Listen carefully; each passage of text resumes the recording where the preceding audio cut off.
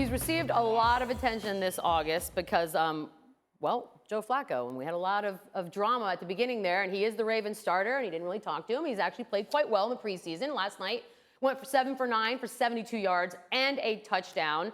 Do you think, I mean, it's human nature, I would imagine, that Joe Flacco, whether he wanted to embrace the kid or not, can feel the youth coming behind him? Does that push him to be better? Yeah, you know, I don't think Joe Flacco was necessarily threatened by Lamar Jackson this year, but the fact that when you draft a quarterback in the first round, the organization is telling you something. Like, the time clock is ticking on your, you being there with the organization. So as any competitor, you're like, wait a minute, I can still ball. What are we talking about here? So it kind of lights a little fire up underneath you. See, it's not only that, because when the organization drafts a quarterback in the first round, they're telling you that guy's our future. Right. And not 5 years from now. Now, we know that Jackson was one of the guys, if you listen to the Todd McShays and the Mel Kipers of the world, that might take a little longer than some of the other quarterbacks. A guy like Josh Rosen, they said, was ready to start on week 1.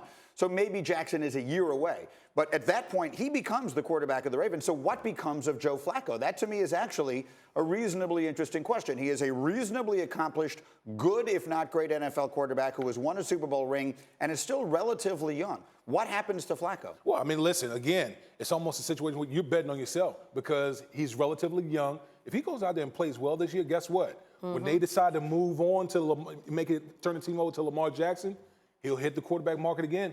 You don't see many times where a quarterback of Joe Flacco's stature actually hit the market. But what is his stature? Is he better than Is that not the eternal question of Joe Flacco? Well, I mean, listen, he has something on his resume that not a lot of quarterbacks have. He's a Super Bowl winner. Yeah. So a lot of teams, if he has a good year, you combine that with the fact that he's won a chip before, he will be in demand no matter what anybody thinks of Joe Flacco.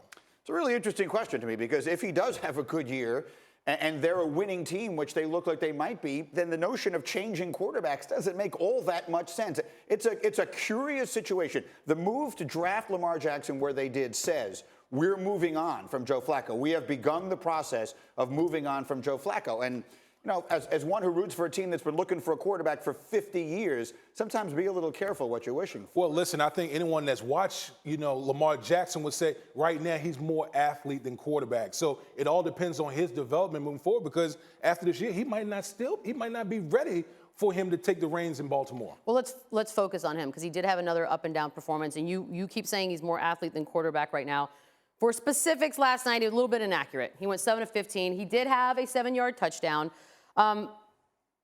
Besides what you thought of the performance last night, do you expect this season to see him out there starting a game? I think they'll have packages for him. He's too incredible an athlete for him to just ride the pine the whole year. So I think they'll create, specific things. Marty Morningwig, the offensive coordinator with the Baltimore Ravens, he's worked with Michael Vick before in Philadelphia. So he'll create creative packages for Lamar Jackson. But this is Joe Flacco's team moving forward. Because they're a good team. That's the thing, is the Ravens project to be a pretty good team this year. So if you're a pretty good team, the Cardinals, you never know before a season starts who everyone is going to be.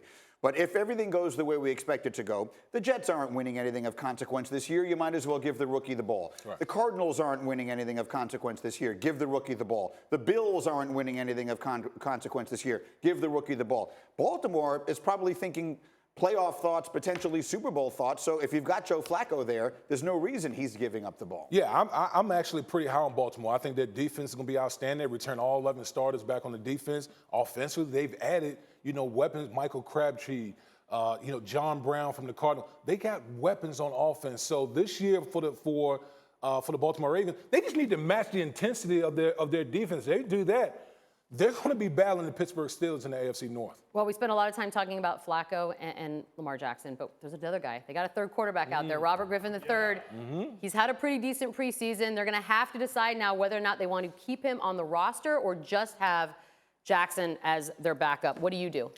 I would keep him because I don't think Lamar Jackson is ready to be. Think about this. You're one hit away from your backup plan. That happens a lot in the National Football League. Yeah. So if Joe Flacco were to go down, to me, Lamar Jackson's not ready to hold down that quarterback, spot. So I would keep Robert Griffin III because he has been playing well this preseason. Yeah, the question with him has never been whether he could play or not. It's whether he can stay healthy or not. He has a propensity to take the big hit. And so if he's one hit away from going out of the game, that always happens. But I agree completely. I don't see any reason in the world you wouldn't keep him on the team right now, because he's better than most backups, I think, around the NFL if he's healthy enough to play.